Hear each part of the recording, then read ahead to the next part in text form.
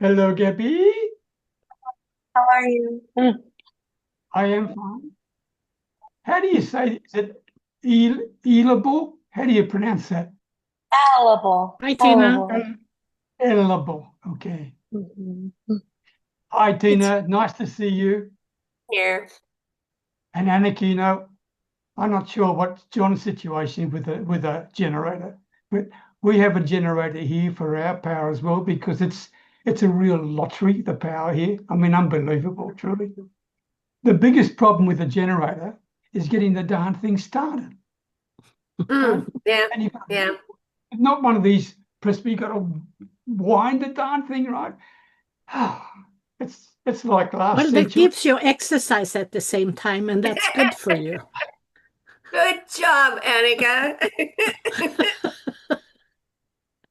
You have to see the positive of it. Yes. That's Always why I love positive. him. Yeah, that's true. That's true. That's true. All right. Well, why don't we Positive. get started anyway? And if people join us, they join us. All right. How about that? Okay. And now, okay, here we go. Let me have a big breath. Hello, everybody. Welcome to episode number 19. This is where John always corrects me, okay? Episode number 19 of our small business breakthrough session. And our topic for today is what surprised you about running your own business? Okay. And there you are, Gab. I thought I'd lost you for a moment. Okay. So, what surprised you about running your own business? Now, there's no secrets here whatsoever. Um, and what I'd like for you is to share your thoughts about it. I mean, at the end of the day, we're talking about when you started your business, what were your expectations of it? Did it did it did it work out the way you wanted to work out?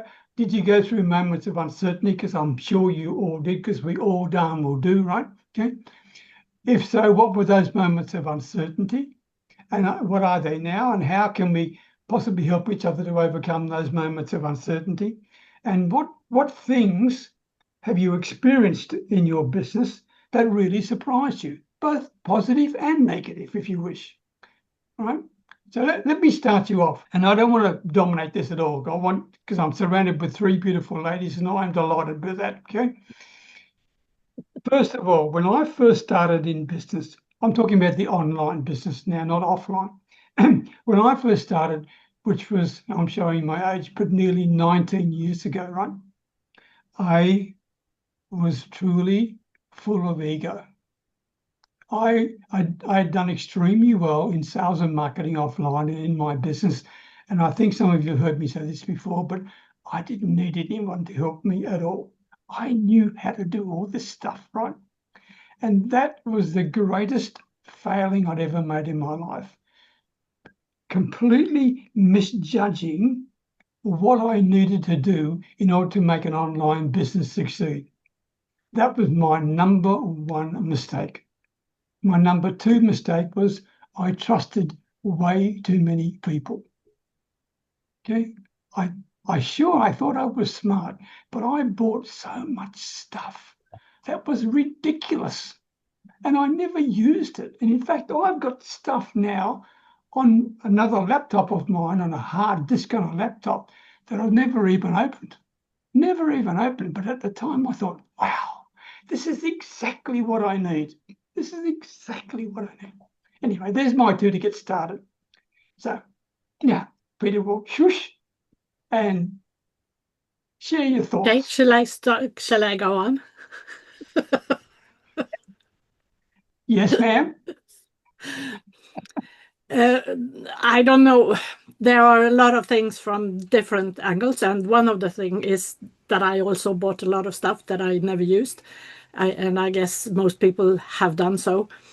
And you start using it, and then something else comes along, or it doesn't feel like it. I started when I was kind of older, and I came from a world that is tax paid business. I mean, being a doctor in Sweden, you don't think about business. Is not That's not the business. It's a job. So there were so many things about this I have to find what is a client and what is payment and what are prices and all those things. And one thing that I think I misjudged in the beginning a lot was that I thought, okay, just do it and it will be done, and it doesn't take that long time. And I realized that every time I decided to do something, time went on and on and on, and you're dependent on all different people, and then it went on and on and on, and in the end it took half a year for something that I thought I would do in a week. When you think about it, that's you just do this, and then it's done. And I also trusted a lot of people, and I got into a work with a person who had a different agenda, so we had to bankrupt that, and that was a big experience.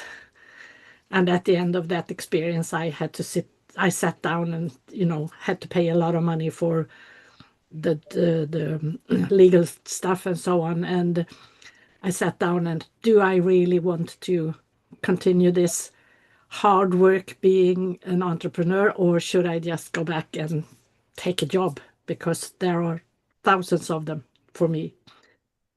And I just thought, okay, I don't want to be supervised. I'm not gonna be working in a job where I have someone telling me what to do. I decide. And since I am a doctor, I always have had the opportunity, and that I'm lucky to be able to have some income, because I can always go out to work as a doctor because there is so much need. I still love doing that because it also gives me insights in what's going on, but I would like to have it much less of it, because it also became the easy solution when you try to when you don't get what you want in the business, then you go back and take another job as a doctor, because then you have money and you can continue. So the journey is very bumpy.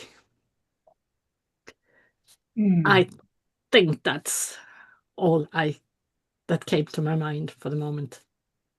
Oh, I think we've only just started, but we'll come back to you. One interesting thing, Annika, is this. When you said, and please correct me if I'm misquoting you, but you said something about, I didn't want to be reporting to somebody else, or whatever the words were. I didn't want someone to be telling me what to do, or what was the word? To have a boss in that sense. Yeah, you didn't want to. When you're employed, you have a boss and you do what they tell you to. Right. So what you're saying is you wanted to be your own boss. You didn't want someone telling you. Okay. Yeah. And I can work so much harder than I would have to do in an ordinary job, because I decided to do it myself. Right. I took that on. Right. But that raises an interesting point, because what is the price that we pay for wanting to be our own boss? And sometimes it can be working 15 hours a day or doing things like you said, right? And are you often faced with the fact, is it really worth all this? Maybe I should be reporting to some. I'll be honest with you, that was the ego bit I referred to earlier.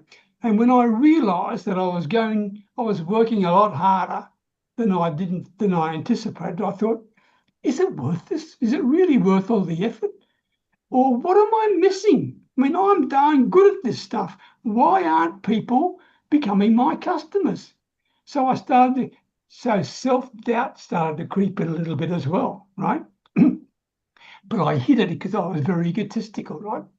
But I'm now being totally honest with my three beautiful ladies. The truth was, I was getting a bit worried. I was getting a bit scared. Maybe, Betty, you're not as good as you darn well think you are. Maybe you made the wrong darn decision. Maybe you should not have gone online in the first place. Maybe, all these maybes, right? Anyway. Yep. Yep. And there is no real answer to that one either. It has to be a decision for the person who ends up in this. And I'd say in most of those cases, because that's kind of what my clients do, is to have people to kind of put down on paper what's the plus, what's the minus, what's the whatever, so you have it all in front of you, and then you can ponder and discuss with people. Annika, that is brilliant. That is brilliant, because that's exactly what I want to get to. Because what we're feeling is what our potential clients are also feeling. That's the point of this whole conversation, right? If we can think this through and be real with ourselves, then we'll understand our potential clients a lot more. So I'll leave you for a moment and let's move on to you, Tina, because I know you've always got something very insightful to say, and I'm here with both ears, ready to listen to you. Go. I don't know about insightful. Maybe always got something to say, but so I echo what the two of you, I mean, this is something Gab gets to hear. Don't pay for all of this stuff. There's so much that you can do for free that just don't pay for them. And not to say anything down about your age, Gab, but all these people that come and knock on our door and tell us they have the best way to get us, 40 new clients a week. Look at their age. How experienced can they really be at that age? So when you look at Peter and he tells you that it's going to be a little tough, but we can do this, he's speaking from experience. So that's huge and most important for me. I never, if they aren't 40 years old and already had one good long job, I don't even listen to what they have to say. The other thing is all of them that come knocking at the door and don't introduce themselves, just say, hey, I can give you 40 new clients. That's not the way I want to introduce myself to my clients. So the people that I listen to are those that, in fact, John has been my coach off and on over the last few years. And the reason John became my coach is because he was so interested in what I was doing. And then he hit on the martial arts. And he knew that that was a heartstring for me. So he pulled on that heartstring, talked about the martial arts. And whenever he referred to me when we were coaching, he'd say, well, do it like you did when you were teaching. Do it like you did when you were fighting. And so he had a connection to me. So the things that I've learned, and I've been self-employed since I was 13. I put together a babysitting business with the kits and all of that stuff. So I've been self-employed since I was 13, cleaning houses and all of that, learning things the hard way. And so one of the things that, just like you said, Peter, the business end and Annika, actually, the business end of this, we can do all of the other stuff. It's the business end of this that becomes a little bit more difficult. And that's where we can reach out for professional help, people that are helping with the business end, the books, the things like that. So those are the things that I've learned over the years. Well, it's interesting you say that, Tina, and thank you for your very kind words, but because I'm an old bugger, doesn't necessarily mean I got all the answers either, right? Which is true. No, but you don't tell us you have all the answers. These 20-somethings tell us they have all the answers. Yeah. I appreciate that. That is so spot on. But I wanted so I have a bone to pick right now, so let's do that. I knew you were going to get it sooner or later. Okay, No. go. I'm just kidding. But honestly, I will say that, I think, and it's funny, I just published an article again, just like right before this meeting about advice and being open to taking advice from people. Because so many people, I think, like in my age group, they're like, oh, I don't want to take advice. And I think there's like a connection somewhere else to that advice. Like maybe their parents or something, they didn't want to hear from them. So they're like, oh, well, I'm going to be rebellious. I'm just going to be avoidant, because that's like a concept in psych too. But overall, I would say that, I think that you can learn from a wealth of different people. And I think that it's really important to be able to open your mind to all like different areas of everyone because you're going to be able to learn something from someone who is inexperienced. And, honestly, you might not actually be learning it. It might just be reflection for like somebody older. Like you might look at somebody younger, like, oh, wow, I remember when I was younger, I had that insight, but I never really thought about it. So I think that it really depends on your learning style, how you kind of learn. Me, I'm a keen listener. I like to listen to every single person. And, you know, I think that it's really a blessing being able to be in this group with you guys all because there's so many things that I don't know that I could not possibly know without having just like the length of time on this planet that you guys have had. So I will say though also my biggest issue and something you address is that trust thing. I don't really like to buy a lot of stuff because I do everything like myself for the most part, like all of my business stuff. I build all my systems. I build everything that you see on my site. I do it. So I don't really have to go to other people really, and I'm really bad at asking for stuff from people. But I will say that Peter has been really awesome to me too, and you guys all, honestly, like Tina, all of you guys have been really great to me. And John, I met him first, and he kind of introduced me here. And I guess I need to summarize.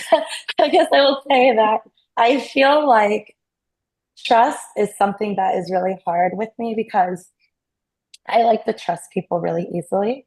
And not only that, but I want to give everybody things for free. So when I'm talking to people, like I feel so awful because I don't want to just like I don't know, people they know how to get me, like how to say things a certain way. And I fall for it every single time. And I know what's happening, but I fall for it every time. It's very hard for me. And I have a really hard time with the talking to people to get like I get sales, it's just like not lowering the value of what I'm giving out. That's the biggest thing for me. So I know I just said a lot, but yeah. Well, let me give you a shout out, Gabby, because you are a brilliant young lady. Okay. Thank you. Brilliant. I mean, you've got a lot more talent than I have. There's no doubt about that. I've got the experience, sure, but you've got true talent, true talent. And when you comment on my post, I sit there and think, my God, I wish I could have thought of things like that. Thanks, Right? Peter. But Peter, that's you're a true. And I blessing. say that to you when I respond to you because it's the truth. I'm thinking, wow, where in the heck did that come from? That is so clever. So all I'm saying to you is, please don't worry about the value. You have the value, right? Just what you need is more self-belief in the value that you've got in the first place. That's what I'm thinking you need, right? Believe in you. And I mean, I had a post today on LinkedIn, and there's a whole lot of issues involved, but I'll keep it really brief. But three things that when people are just talking with us as online business people in our own right, whatever our field is, whether it's in the fields of Dr. Annika or Tina or you, Gab, it doesn't matter much, right? The three things are things like this. One, it's not a matter of trust, because that's also important. But one is this really for me? Is this really for me? And secondly, can I do this? Can I really do this? Tina's saying to me to do this, this, and this, but can I really do that? Can I talk to my partner that way and solve the problem before I get all this solicitor rubbish? Okay. And three, will Annika be there to help me if I do decide to do this? Will Gabby truly be there to help me? Those three things are there, right? In all of us, when you think about it, this is common sense. Sorry, I'm waxing a little bit here. I'll shush and leave it back to the ladies because I think the men should shut up and listen and learn. So you go. So I'm also going to give a shout out to Gabby. So the coolest part about you and people that are like you is that you're willing to learn and listen and grow. And I know from my experience, and I'm sure it's the same with Dr. Annika, is that when we are feeding ourselves, when we're growing, when we're listening, we're happy. And that's how we got to where we're at. And so you're already tenfold ahead of all three of us, because here you are at your age, sitting back and listening and learning. So by the time you get to our age, you're going to be more than a rock star. And I think that's super important. And so one of the things that you can do, Gabby, is that you can make a hard boundary for yourself. These people are coming to you and asking for your help. And yeah, everybody's going to want it a little bit cheaper. So have your top price and the price that you won't go below. If they don't like the price you won't go below, let them go find somebody else to hurt, because that's all they're doing to you is hurting. They're using you and hurting you. And I mean, we come here, we don't pay to come here, so we get free advice. I work with people who adjust their price to fit me at times. And then later on, I make sure that I give back to them either by giving them referrals or things like that, because I won't use somebody and I won't take what they have to give for free without something in return, right? Because that's how we get something. And when a baby falls down, the very best thing we can do for that baby is let them figure out how to stand up. And so if they fall down, it's not your fault. They fall down because they're learning, just like you're learning, just like we're learning. So set your top price and then set a price that you won't go below, because that's their problem, not yours. I So- totally agree. Okay. I was Does just that saying, make like, sense? sorry. Does that make sense? It does. But I That was think brilliant advice. what gets me is, okay, so so I know the level of expertise I have in my field, okay? But then I know my age too. So when I'm talking to people, I I feel bad because, like, for example, I had a meeting with someone yesterday. I'm not gonna say who, but there was a person I met with yesterday, for example. And the person, they were saying a lot of things that I understood, that I've heard before. But one thing about me, I'm not going to, like, I've learned not to, like, correct somebody right away, because sometimes correcting somebody will kind of dismiss you from being able to learn more from what they're saying, because sometimes that person's connecting something that you don't even know that they're about to connect. So I listen and I always end up learning new things, which is great. But sometimes I think they take that silence as, like, I don't understand, right? And since I'm like this age, what ends up happening is I'm here and I'm listening, but then at the same time, I don't know if they're, I don't know the good word for it. I don't know if they really fully respect my expertise, because they're taking my silence as a weakness, if that makes sense. So that is the biggest, hardest thing for me out of, like, everything when I'm talking to people.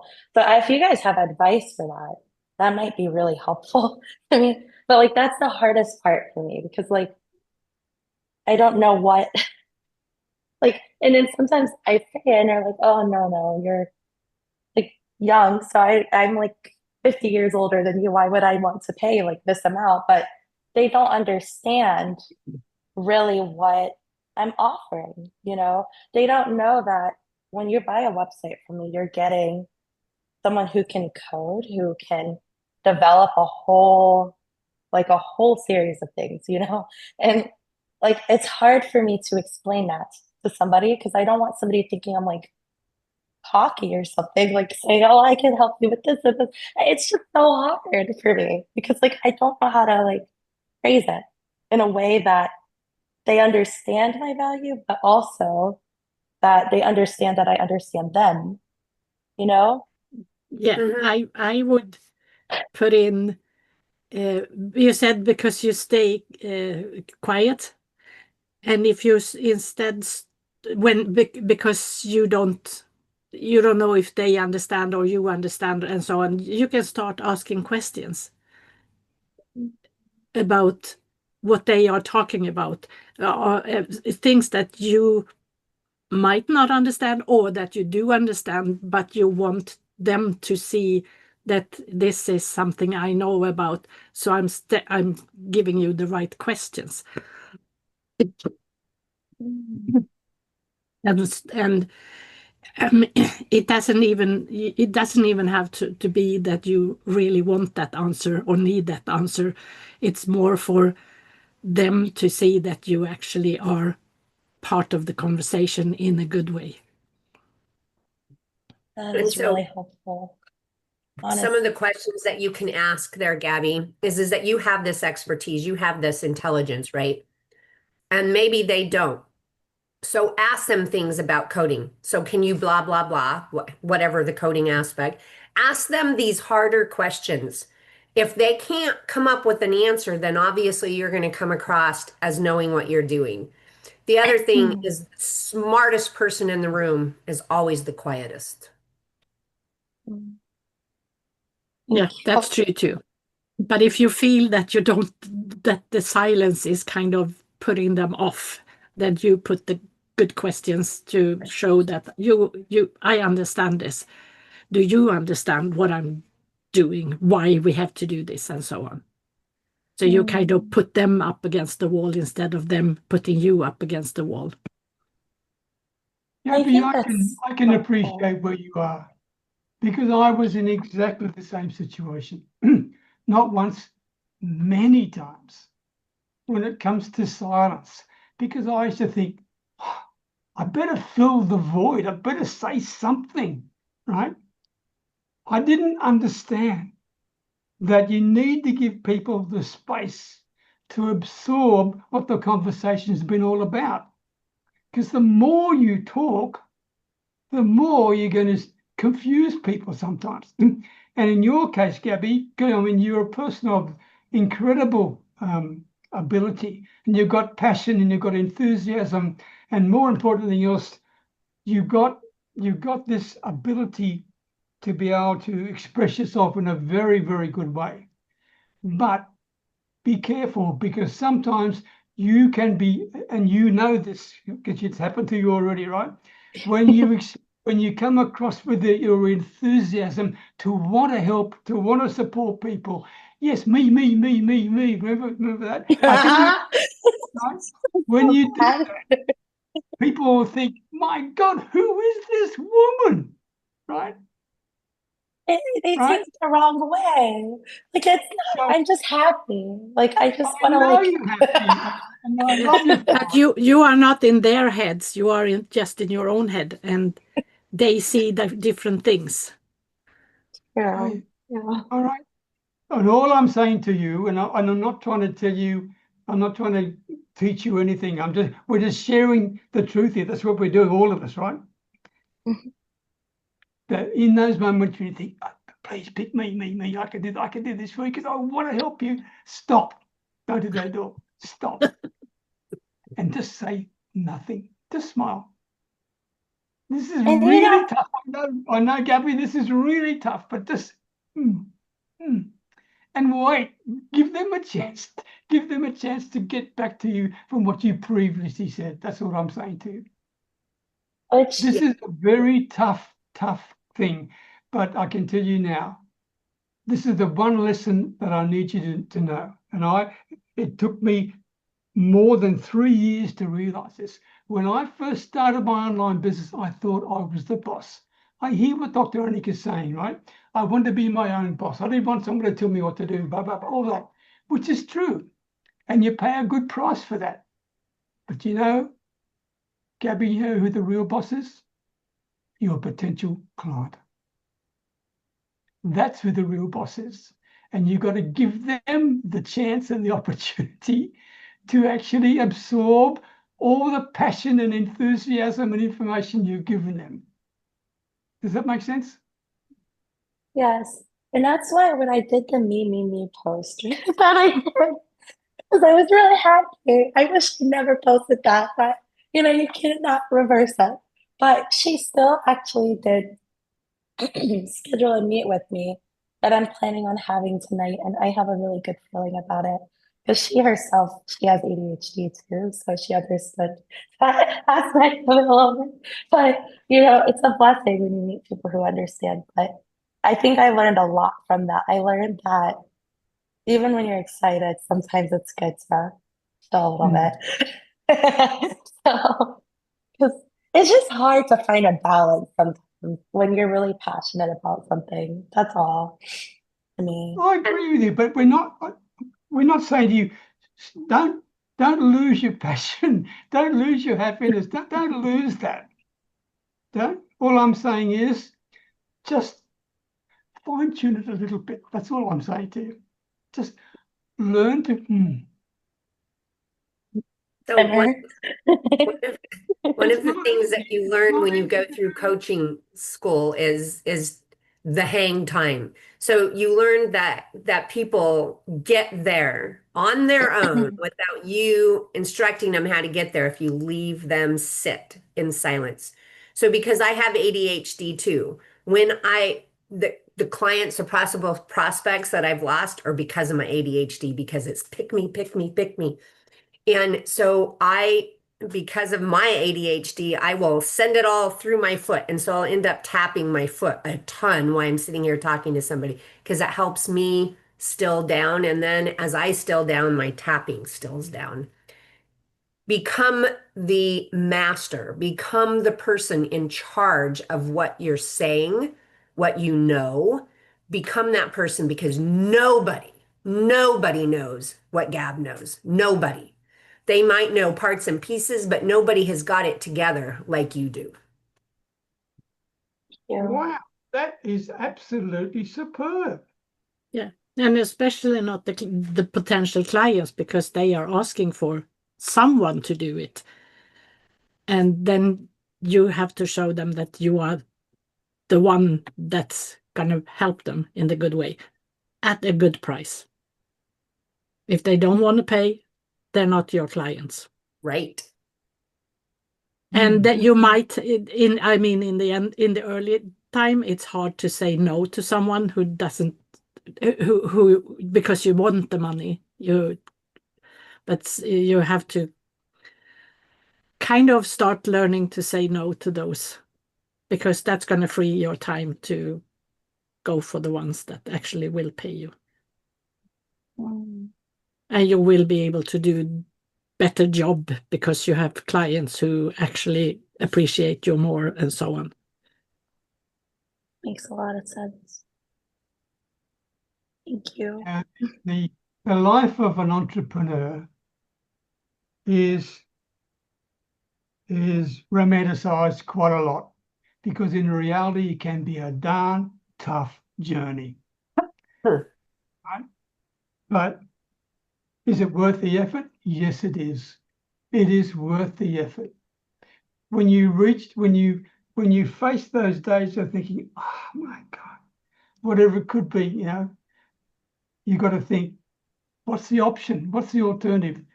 Where you were before. Do you want to go back there? Well, no, not really. Well, then, okay. So it's a constant battle you're going to be facing. And I'm saying this to you, I don't want to ever make you feel that being an entrepreneur is easy. It's not. Can it be fulfilling? Yes. Can it be profitable? Yes. Can it be enjoyable and fulfilling and happy? Yes. But it takes a lot of bloody hard work. That's my point to you. And please don't ever think there's a shortcut way to doing it. Many people think, I've got ChatGPT. My business is fixed once and for all. Right? Yeah. Ooh, that is really a very quick road to disaster. Sure, you've got your content properly organized, and that's fairly good. That's fine. But there's a lot more to it than that. Okay. So there's a book, Gab, I'm going to show you the book. And in the book, and it's written by Michael Port, it's Book Yourself Solid is about what we're talking about here. In fact, sometimes I think that Peter just uses the book as the Bible because I've seen so much of what he talks about out of that book. But the first part of that book, the very first part of that book, it talks about getting yourself clear about who your perfect client is. And then right after he tells you that, he teaches you how to get rid of those clients that aren't perfect for you. And those clients that come in and ask you for, I just want you to do it for $10, like they do over here in India or whatever that looks like. Those are not your perfect client. Those are the users. Those are the people that they're not going to give their client any space on their end. They're going to charge them buku's amount, and they're just going to take from you and use what you give them and say, this is what I did. So you've got to make sure that you get your perfect client, who you really want to work with. And we talked about this in one of our sessions where you like to work with entrepreneurs who are more like you in the ADHD space. And then once you've got that perfect, then you want to make sure that you get rid of people that are users like that. He calls it the velvet rope. They can't go beyond the velvet rope. If those are the first two most important things about getting yourself booked solid, that tells you how important they are. Please keep talking. I need to leave the camera for 10 seconds. All right? Okay. Because you We're just gave here. me something dinner. Okay, just keep talking. I think So do that, you, Mhm. go ahead, Gab. Yeah, I think that that's really helpful. And I think that honestly, like not everybody is your perfect client. So like it's important to kind of like be able to sift through because I get a lot of people, okay, so like with websites specifically, like with what I do, there's a lot of people like from India and like a lot of these people who are like doing really like cheaper websites. They're like $250 or 300, but they don't offer like a portion of what I do. So when they start talking to me and then like they're older than me and they're trying to negotiate it, I'm like, man, this is not negotiable. But like at the same time, I feel bad because I'm like, man, I don't know, you know? So it just becomes a little hard. Yeah. Well, you do know, Gab. You just right there, you do know. It's in your gut. You don't want to lower your price. So don't lower your price. You can tell him, well, I'm sure that you can find somebody that can do as good a job for me for less, but I can't go for less. Don't waste your time on them because then you'll start working on their website. And I know that you're much faster at that kind of stuff than I am. Won't take you nearly as long, but that's still time that you could spend with somebody else doing their website and getting paid double. True. Yeah. This is a lot And more. I'm sure you also offer a more personal touch to your service, and that is so much value in that, because that makes the person who's buying from you feel safe and they know that they will get the full value of what you're offering. And the ones that are really cheap ones, they just do the work. And if if you are not happy with it, they might say, okay, then we have to redo it and you have to pay again and again and again. So it's if you have a higher price and have the full service, then that's the value. You are the value, the person who is caring. I think kind of like if you're purchasing like an iPhone, right? You might pay for like the newest iPhone with the newest camera, but that iPhone is gonna last you what? Is it like 5, 6, 7 years, I think, ish. And Maybe. when when you go to resell it, you're gonna get money back with the iPhone. Then you could go and you could go buy a phone from Walmart. That's like a Virgin Mobile or something. It's gonna be like not really as valuable. When someone gets a site from me, I know that years and years down the line, it's just going to stay in value. It's going to sustain. And that's why I don't really have other people working with me. It's just me because I want to do like a handcrafted type thing. You know, I've had people ask me, can we work with you? I really keep it to me because it's like a brand kind of thing that I've kind of done. And I think that it's hard because people are understand like, who does Gabby think she is charging for this website when I can go to an agency? This website. But like, there's a huge difference, like as soon as you go to it. So it's just hard getting that message across to them. And I think though, that if it is somebody who appreciates your work, like you're saying, it will be somebody who I probably don't even have to explain as much like that to them, I think. No, because they buy you. They don't buy they buy the end result, yes, but they buy you doing that because they know that the end result when you do it is going to be good. Yes. And not only that, they won't buy the end result, Gabby, unless they buy you first in the first place. Yeah. Because they won't listen to you. Because they know that you will give them what they need. And if that's gonna be tweaked over time when you are doing whatever you're doing, they know that you will help them tweak in the right way because you see this is how we need to do it, not the way that you thought in the beginning. Because you have the knowledge. And by the way, Tina, you nailed me well and truly. Book Yourself Solid with Michael Port has been one of my very basic and most important resources. Years and years ago, I bought that book. I left the camera to go and try and find the book, and I couldn't find it. I thought I'd be too late. But here's another one. Can you? Oh, it's coming back to Maximum bottom. with LinkedIn. Oh wow, never heard of that one. It's called Maximum Success with LinkedIn by Dan Sherman. All right.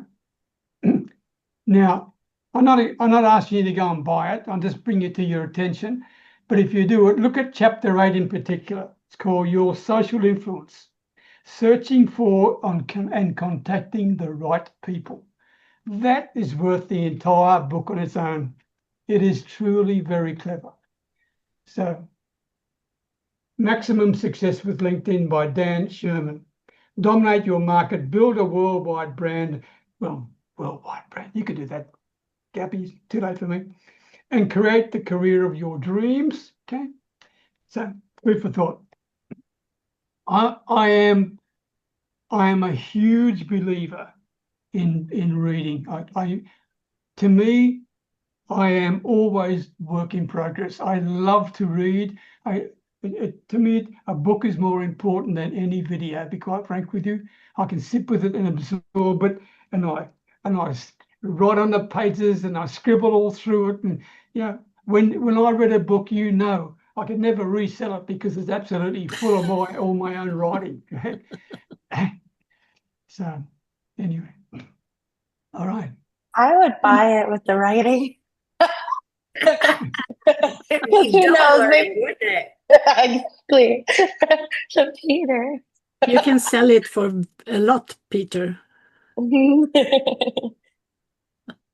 Actually, there's another thing that I'd like to share with you.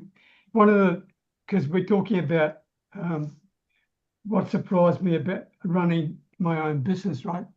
And what surprised me, and it took me a long time to realize this, was that there was a huge bottleneck in my business, right? And that bottleneck was me. I guess that's the truth for every business. Mm. You That say bottleneck? Yeah, I mean, the bottom line is, I earlier said I didn't need any help because I had too much ego, right? I did need help. I didn't know where I needed the help. All I knew is that the results I was getting were not what I expected, right? And so therefore, to me, I was my own biggest bottleneck because I had to accept the fact that I needed help. Okay. But I didn't know what help I needed. I couldn't go looking on a place like LinkedIn or whatever because I didn't know what the help was. I didn't know. It was just, there was something out there stopping me, and it was me stopping me. But what was it? I don't know. And finally, this guy's name's Kim. Kim got hold of me, and he said, "Peter, I want you to join me on Facebook in my group." I said, "All right, I don't want to go to Facebook." This is years ago, right? Facebook, that's for kids. Okay. And he said, "No, Peter, I need you there I need your experience on there, and I can show you how you can actually use social media to build your business. And I thought, what do I want to go to social media for? I mean, to me, it was just Facebook. I was, I never used social media. I was a blogger. I created blogs, and I had a community. I mean, to me, communities are everything. This is a community. Your next level is a community. Their community. That's to me the key thing as far as I'm concerned. Okay. So I didn't need social media, but this guy convinced me to come and join him, and together we built a Facebook group of 3,500, very active, extremely engaged, and highly productive people. Right, 3,500. I mean, I was amazed, and he showed me how to do it, and it was called SOS, Simple Online Systems. Right. It's no longer there. We stopped it because we just couldn't keep up with it. We split it up into 10 different things and sold it off to 10 different people in the group to go and run their own groups with. Okay. So anyway, food for thought. Yeah, and one other thing that I was that was new to me, or not shocked, but it was when I started my business. I was like, have been working as a doctor for so long, and I knew everything that I was gonna help people to not become patients in a broader sense, and I could sell everything. I could sell this within the medical health field. And it was kind of confusing for people because what was I really selling? Came down to kind of nothing. And then I got because this was in the beginning, and probably because of that, I got into this cooperation with this lady who then bankrupted me or us. And after that, that's when I started to think, what am I selling? What can I sell? Who do I want to sell it to? And so on. So it took me a few years to get to the point to understand I'm selling this. Annika, can I ask you a personal question? Absolutely. As a doctor and a professional like you are, and then to have you talking about what am I selling, is that something you thought that you never thought you'd ever think about? Because as a doctor, you didn't have to sell anything. Yeah, exactly. I didn't sell anything. And when I became my own business, I mean, I'm a family practitioner. I meet all kinds of people. I had this knowledge from my own life and so on, that you need to take care of yourself and that workplace health is so important. And there were so many odds and ends and in this. And I had really nobody in the beginning telling me that you have to focus on this one because, oh, you are such a great person. You know all about this, and this. And that's what I kind of tried.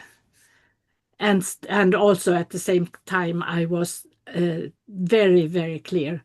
When I go outside the healthcare center room, I'm not a doctor in my business. I am a mentor.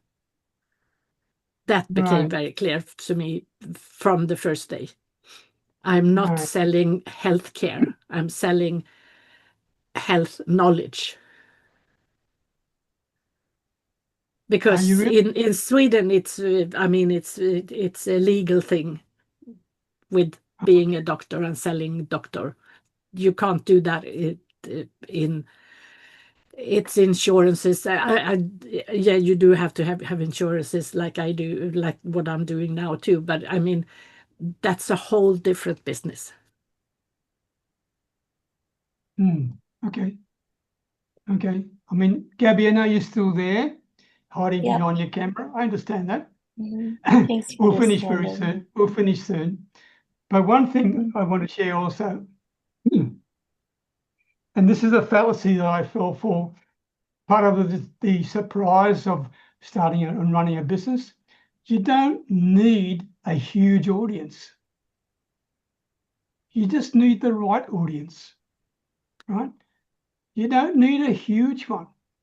And we need, I don't know whether it was you, Annika, or Tina, one of you said you need to learn to say no.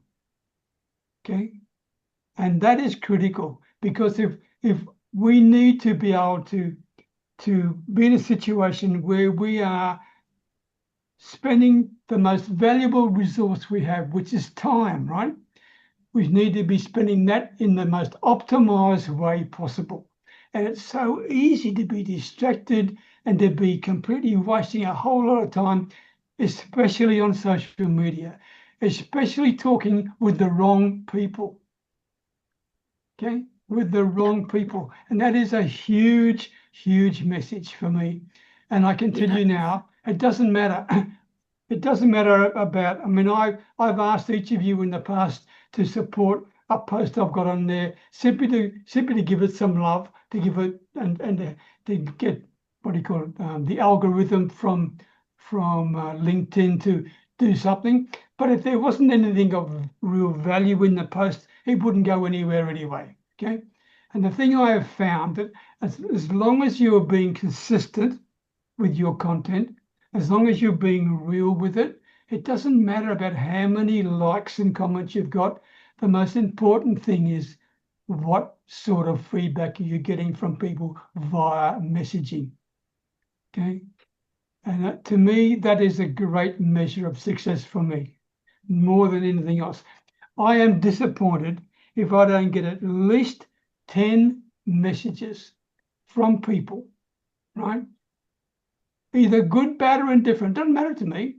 10 messages from them saying, I liked your last post, or in relation to your last post, Peter, tell me more about whatever. That to me is when social media is moving in the right direction. And that gives me the chance to think, is Dr. Annika the one I want to speak to? If it is, I will respond to that message. If it's not, I'll just make it very brief. I'll be courteous. Thank you very much, Annika. Take care. Boom. But if it's not, I will continue to build a relationship and thing with her. Does that make sense, And I Gab? think, yeah, and I think I want to add to that there has been so many people over the years that have told me you have to have a bigger list and a bigger list, and at times I've been trying to work on that to get a bigger list, and you can't come to this, you can't be part of this whatever event because you don't have 5,000 people on your email list and so on. And then somewhere along the line, it falls down saying there are not 5,000 executives that would ever be interested in my business. Why would I have 5,000 people on my list? They can't be my right clients anyway. So I have started to take off people from my LinkedIn and so on. Good. Because the most important thing is not the number of people we're connected to. The most important thing, and here am I waxing a bit lyrical here, so please forgive me just for 30 seconds.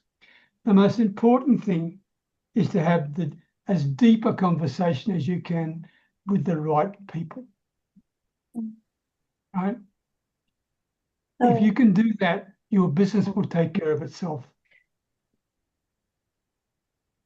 So what I was gonna say is it's very similar. So I realized that. So you guys know I do TikTok. I want to make sure I didn't cut you off when you were talking. Did I? I want to make sure. Like, were you done talking, or were you? Is it my turn now? I just want to make sure. Like, did I interrupt you? I hope I didn't. Did I? Hello? Yes. Okay. Did I interrupt you, Peter? Or no? I wasn't No. sure what you were asking me. Oh, okay. I just wanted to make sure I wasn't interrupting you because I was going to make a comment. No, not at all. Okay. So what I was gonna say is as someone who has TikTok, like the following that I do, the 100,000 followers on TikTok, and someone who's verified, something that I've learned is that a lot of people, yeah, it's nice to have 100,000 followers, but really the algorithm for all of the platforms, they all thrive on your engagement, the sustained engagement, right? So like you can have like 10 million followers, but if none of them are really engaging for a long amount of time, whether they're liking it, whether they're staying on the post, whether it's going like it doesn't matter how they're engaging as long as they're engaging because the system can see how long they sustain that engagement. So I think a lot of people get scared whenever they see that, like, oh, I only have a few followers here. But for the algorithm, it's so much better to have a little following with a high engagement than a high following with a low engagement. So, Okay. And you raised a really good point, and we'll finish on this because our time's up, okay? And thank you for your contributions, everybody. Really, it was good. But the platform that you're on will determine the way that you actually interact with people when you think about it, okay? When I was talking about deep connections, I'm talking about LinkedIn, not TikTok, right? And I know in Tina's case, with the videos she makes, and she probably spends more time on Facebook than she does on LinkedIn. Am I correct, Tina? I'm not sure. I don't want to. It's equal time. Okay. Okay. Which one gives you the biggest interaction, Facebook or LinkedIn? So for me, where I get clients from is Facebook. I don't get any clients from LinkedIn. I get referral partners from LinkedIn, and that's it. Okay. So the reason you're on LinkedIn is because of referral partners, not for potential clients. To make connections and stuff with other like-minded people. That's why I'm there. And the legal profession as well. Legal profession as well. I'm able to find the lawyers in the areas where I need. So LinkedIn works really great for that kind of stuff. It's Okay. I get more people knocking at my door from LinkedIn than any one place at all. I want your money. I want your money.